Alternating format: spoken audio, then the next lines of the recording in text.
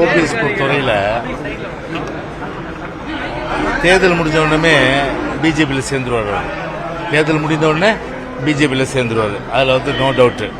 அதனால் இப்போ பிஜேபிக்காக, அதாவது கூலிக்கு மாரடைப்பவராக இன்னைக்கு வந்து ஓபிஎஸ் அந்த குரல் இருக்கு. அதாவது சுருங்க சொன்னா இவரோட வாய்ஸ் ஃப்ரம் பிஜேபி. அதனால வந்து தேர்தல் பிறகு வந்து கண்டிப்பா இவரை பொறுத்தவரை வந்து பிஜேபியில் ஐக்கியமாவது நடக்கும். ஆனா பிஜேபி பொறுத்த வரைக்கும் ஓபிஎஸ் டிடிவி எல்லாத்தையும் சேர்த்து ஒரு தனி அணியா வந்து போட்டியிட போறோம். அது அவங்க இஷ்டம், தனி அணியா போட்டிட்டோம். புரியுதுங்களா? எங்களை பொறுத்தவரை பொதுச் செயலாளர் சொன்னது போல லெட்ஸ் வெயிட் அண்ட் சீ. அதாவது ஒரு மகத்தான கூட்டணி கண்டிப்பா அமையும். அதனால தேர்தலுக்கு இன்னும் சில நாட்கள் இருக்கு. அதனால இவர்கள் இல்லாத அந்த கூட்டணி, அதாவது பிஜேபி இல்லாத அந்த கூட்டணி வந்து கண்டிப்பாக அமையும். ஒரு மகத்தான கூட்டணி அமையன்ற அந்த கருத்தை வந்து புதுசாக சொல்லியிருக்காரு. அது நடக்கும். ஸோ தேர்தலுக்கு நாள் இருக்கிறதுல பொறுத்து வந்து பாருங்க. நீங்க 4.5 ஆண்டு காலம் வந்து பாஜக தயவுல தான் வந்து அதிமுக ஆட்சி நடைபெற்றது அப்படின்ற மாதிரி ஓகே சொல்லியிருக்காரு. சட்டமன்ற உறுப்பினருடைய மெஜாரிட்டியின் அடிப்படையில் தான் ஒரு நல்லாட்சி நம்முடைய அண்ணன் எடப்பாடியார் அவர்கள் வந்து அதே போன்று வந்து நம்முடைய புரட்சி தலைவி அம்மா வந்து எவ்வளோ எண்ணற்ற திட்டங்கள்லாம் வந்து கொண்டு வந்தாங்க. இன்னைக்கு மூடு விழா பண்ணிடுச்சு இந்த விடியாத அரசு பொறுத்தவரை. புரட்சி தலைவி அம்மா மறைவுக்கு பிறகு ஒரு நல்லாட்சி வந்து அண்ணன் பொதுச்செயலாளர் எடப்பாடியார் வந்து சட்டமன்ற உறுப்பினர்கள் பெரும்பான்மை ஆதரவு, பெரும்பான்மை ஆதரவு இருக்கிற சூழ்நிலையில் அப்போ அதிமுக தான் ஆட்சி பண்ணோம். இது எப்படி பிஜேபி ஆட்சி வரும்? இதெல்லாம் வந்து கொஞ்சம் மரக்கழட்டு போன விஷயங்கள் தயவுசெய்து பேச வேணாம். தேமுதிக பொறுத்தவரைக்கும் 14 சீட்டு யார் கொடுக்குறாங்களோ அவங்களோட தான் கூட்டணி அப்படின்ற மாதிரி சொல்லியிருக்காங்க. அது அவங்களோட 14 சீட்டு வந்து அதிமுக. சரி, ஒரு கட்சி வந்து ஆஃபர் பண்றது அந்த கட்சியினுடைய விருப்பம். இன்னொரு கட்சி வந்து acceptance whether it is accepted R not அப்படின்றது இன்னொரு கட்சியினுடைய ஒரு கருத்து. அந்த வகையில் அவங்க கட்சியுடைய கருத்து சொன்னாங்க. ஆனால் அந்த கருத்து வந்து அவங்களுடைய கருத்து. அதனால வந்து அதை ஏற்றுக்கொள்கிற கட்சி அதை இட் இஸ் அக்செப்டடா இல்லையான்றத வந்து அந்த கூட்டணியில வந்து முழுசா வந்து அமையும் போது தான் தெரியும். அதாவது நான் சொல்றதுன்னா வந்து பொதுச்செயலாளர் வந்து கட்சியை தான் அனௌன்ஸ் பண்ணும். எதுவாக இருந்தாலும் சரி, அதாவது தேமுதிக இருந்தாலும் சரி, பாமக இருந்தாலும் சரி, அந்த பிஜேபி தவிர்த்து அப்படி இருக்கிற நிலையில கண்டிப்பா வந்து பாத்தீங்கன்னா அவங்களுடைய ஆஃபர், அது அந்த ஆஃபருக்குள்ள நான் வந்து எதுவும் சொல்ல முடியாது. ஆனா இப்ப 40க்கு 40மே வந்து கூட்டணி இல்லாத பட்சத்துல அதிமுக தனிச்சு போட்டியிடுன்ற ஒரு டாக் வந்துட்டு இருக்கு. அதை பத்தி இல்ல, இப்போ நீங்க நினைக்கிறேன், இப்போ புரட்சி தலைவரும் சரி, புரட்சி தலைவி அம்மாவும் சரி, பல சந்தர்ப்பங்கள்ல வந்து தேர்தல் களத்தை தனியா சந்திச்சிருக்காங்க. தனியாக செஞ்சு மகத்தான வெற்றி அனைத்து இந்திய அண்ணா திராவிட முன்னேற்ற கழகம் பெற்றிருக்கு.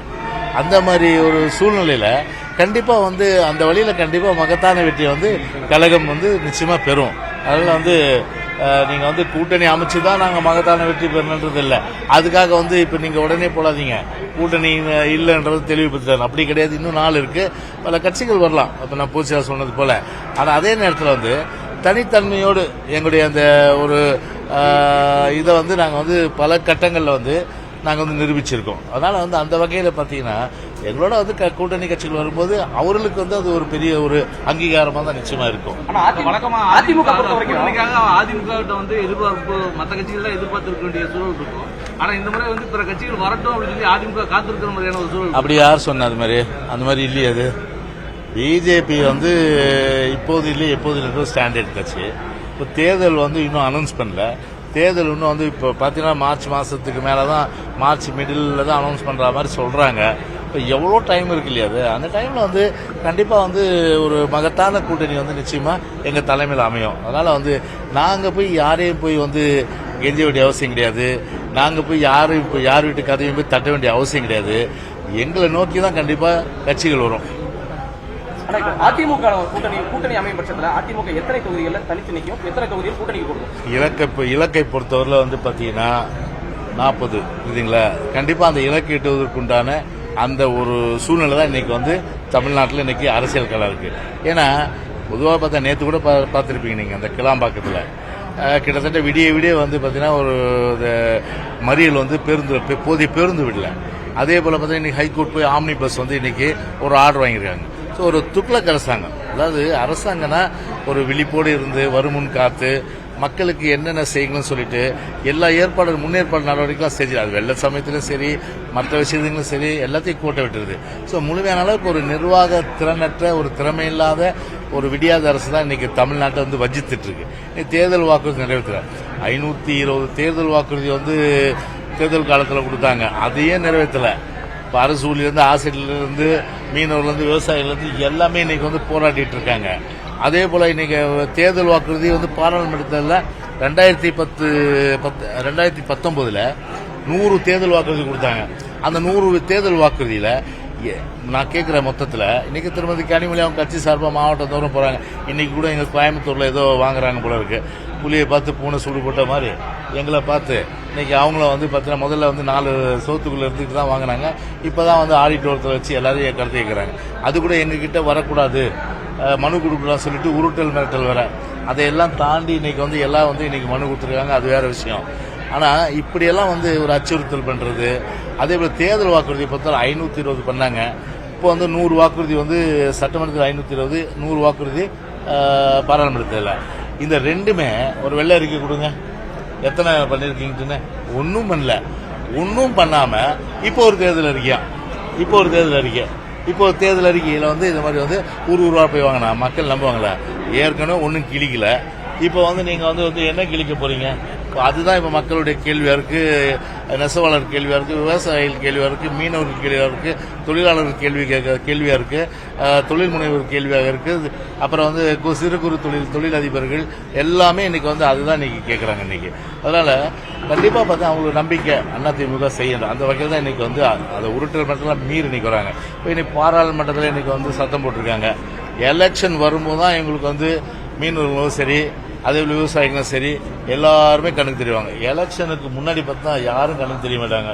போனால் அங்கே வந்து பார்த்தா போண்டா டீ எல்லாம் சாப்பிட்டுட்டு மக்கள் வரி பணத்தில் அதோடு திரும்பி வர வேண்டியதான். தமிழ்நாட்டுக்கு வந்து உருப்படியான திட்டங்கள் நிறைவேற்றுவதற்கு எந்த விதமான அளவுக்கு வந்து ஒரு வகையில் வந்து பாராளுமன்றத்தை ஸ்தம்பிக்க வைக்கணும், முடக்கணும். காவிரி பிரச்சனை 38 MP வந்து நாங்கள் ஸ்தம்பிக்க வச்சோம். விளைவு வந்து பார்த்தா குழுக்கள் அமைச்சு பெரிய அளவுக்கு வெற்றி பெற்றோம் நாங்கள். அதே போல் வந்து அம்மா வந்து 98 வாஜ்பாயோட அன்னைக்கு வந்து ஒரு அரசு அமைச்ச போது கூட்டணி அரசு காமன் மினிமம் ப்ரோக்ராம் வந்து 5 வச்சாங்க. அதில் வந்து ஒன்று வந்து பார்த்தீங்கன்னா இந்த காவிரி நதி நீர். அந்த காவிரி நதி 205 TMC தண்ணீர் வந்து அவங்க கொடுக்கலன்னு சொன்ன உடனே என்ன சொன்னாங்க? எங்களுக்கு வந்து பதவி தோளில் போட்டிருக்க துண்டு இல்லை, கட்சி தூக்கி கெடாசிட்டு வாபஸ் வாங்கினாங்க. வாபஸ் வாங்கினதுனால அன்னைக்கு கவர்மெண்டே டாப்ல ஆச்சு. அப்போ தமிழ்நாட்டோட உரிமைக்காக ஒரு மத்திய அரசு செய்யலன்னா வாபஸ் வாங்கி 99 டிசால்வ் ஆச்சு, கவர்மெண்ட் போச்சு. உடனே திரு கருணாநிதி அன்னைக்கு மதவாத சக்தின்னு சொல்லிட்டு உடனே வந்து 3வது மாசத்திலேயே போய் பிஜேபியோட கூட்டணி வச்சு திருப்பி அங்க போய் ஐக்கியமாய் 5 வருஷம் சொலையா வந்து இருந்தாங்க. சரி, அதெல்லாம் கணக்கு போட்டு மொத்தம் 17 வருஷம் பார்த்தா மாநிலத்துக்கு என்ன இவங்க செஞ்சாங்க சொல்லுங்க. நாங்க வந்து பாத்தீங்கன்னா மாநில உரிமைக்காக பண்ணோம். ஸ்ரீலங்காவில் இலங்கையில் பார்த்தீங்கன்னா உங்களுக்கு வந்து கிட்டத்தட்ட 1.25 லட்சம் பேர் முள்ளி வாய்க்காலில் படுகொலை செய்யப்பட்டாங்க. மத்தியில இருந்து ஒரு வார்த்தை உங்களுக்கு தர ஆதரவை நாங்கள் வாபஸ் வாங்கிடுவோம், போற நிறுத்த சொல்லுங்க அப்படின்னு திமுக சொல்லிச்சா? சரி, இலங்கை கடற்படை இவ்வளோ தூரம் கஷ்டப்படுறாங்க. மாநிலத்தோட உரிமையா இருக்கின்ற கச்சத்தீவு, அந்த கச்சத்தீவை பொறுத்தவரை அன்னைக்கு தாரை வார்த்து கொடுத்தது யாரு? திரு மு கருணாநிதி தானே இன்னைக்கு தாரை வார்த்து கொடுத்தாரு. தம்பி நீங்க கிளாஸ் பண்ணீங்களா? திமுக ஆதரவாக பேசி குறுக்கிட்டாதீங்க.